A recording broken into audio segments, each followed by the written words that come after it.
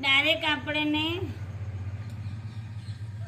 આઈ બનાવવા માટે જો પહેલાં શું કરવાનું, આ બે આગળનો ભાગ આમ કરી અને આ ડબલ કાપડ લેવાનું. ડબલ કાપડ લઈને પછી એના નીચે આપણે સિલાઈ કરવાની. જો સિલાઈ આવી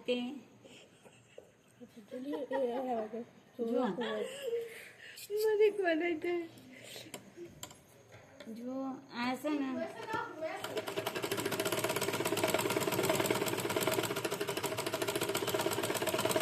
પેલા નીચેનું કાપડ આપણને સિલાઈ કરી દેવાની.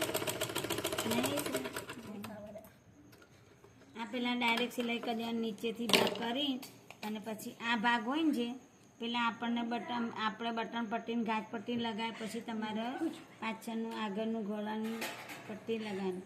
પછી આને આ ભાગ છે ને તમારે અહીંયા સિલાઈ મારી દેવાની પહેલાં, એટલે તમારે આધાર ટાઈટ રહે. જુઓ આપણે આ હાથમાં બનાવીએ છીએ ને એના કરતાં તમારે ડાયરેક્ટ બનાવી દેવાનું. આવી સિલાઈ નીચે એને સિલાઈ કેમ ને આવી જાય સિલાઈ. ચાલુ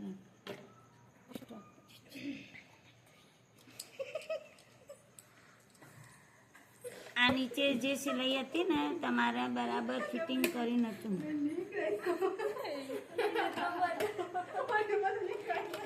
જો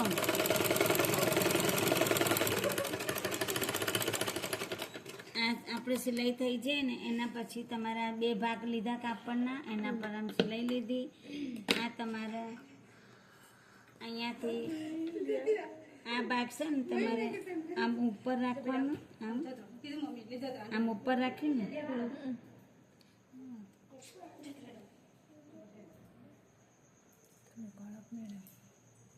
જો અહીંયાથી પછી આ સિલાઈ કરવાની.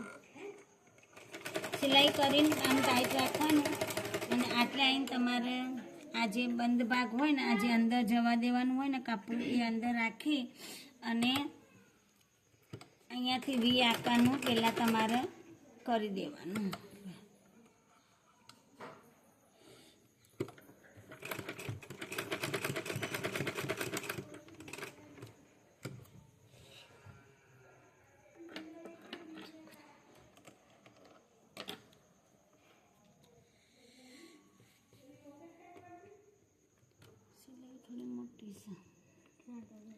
જો પછી થોડી સિલાઈ પાછી કરી. તમને ખબર ના પડે તો પેન આવજે. પેન છે તારી જોડે?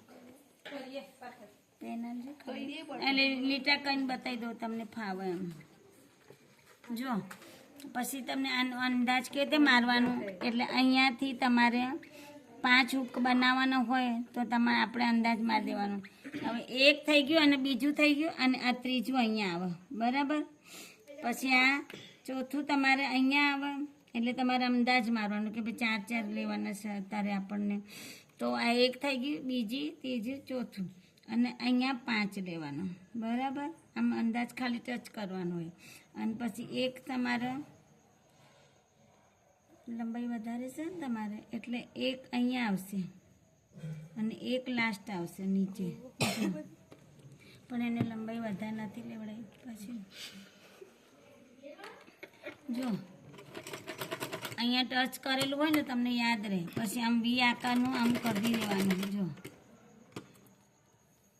બરાબર. જો આપણે દોરી ના હોય તો તમારે મશીન જે નીચે ખસી જાય આમ રાખવાનું.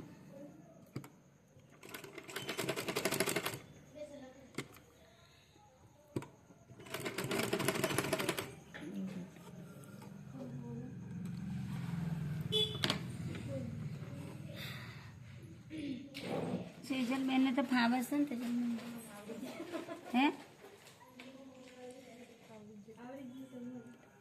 તમને ના આ તો બનાવતા ફાવે છે ને તમારે.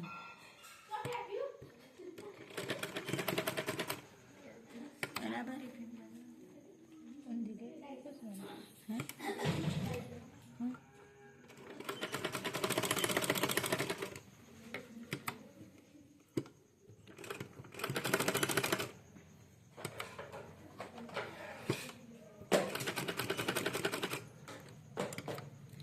પછી પેલા દેખાય ને લીટું પછી કાપી દેવાનું. દોરા વધારના હોય ને જે આપણને વચ્ચે આવતા હોય એ કાપી દેવાના. અમુક વખતે વચ્ચે દોરો આવી જતો હોય તો એમાં કશું વાંધો નહીં, પણ આપણે થોડું મોટું ટાંકો મારવાનું એટલે અંદર હૂકનું જે આધાર હોય અંદર આવી જાય. આ પટ્ટી પોળી એટલા માટે જ રાખી છે કે કોઈને નહીં ફાવતું તો આપણે કેવી રીતે કરી શકીએ. હવે કોઈને ના ફાવતું હોય, આ પટ્ટીઓ ફાટી જતી હોય છે ઘણી વખત, તો આપણે એને એમાં બે રીત થઈ જાય. જુઓ, આપણે આ પટ્ટી પોળી રાખવાનું, આ પટ્ટી પોળી રાખી છે ને એનું કારણ એ તમને હું બતાવું છું કેમ રાખી છે. એના માટે પણ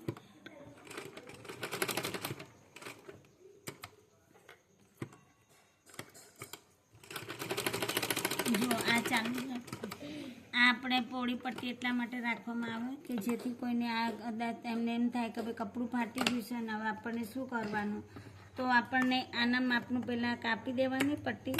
પછી આપણને અહીંયા કપડું ફાટી જાય તો આપણે બીજું પણ અહીંયા સિલાઈ મારી અને હાથની પણ આઈ બની શકે, એટલે પહોળાઈ પટ્ટી રાખવામાં આવે છે.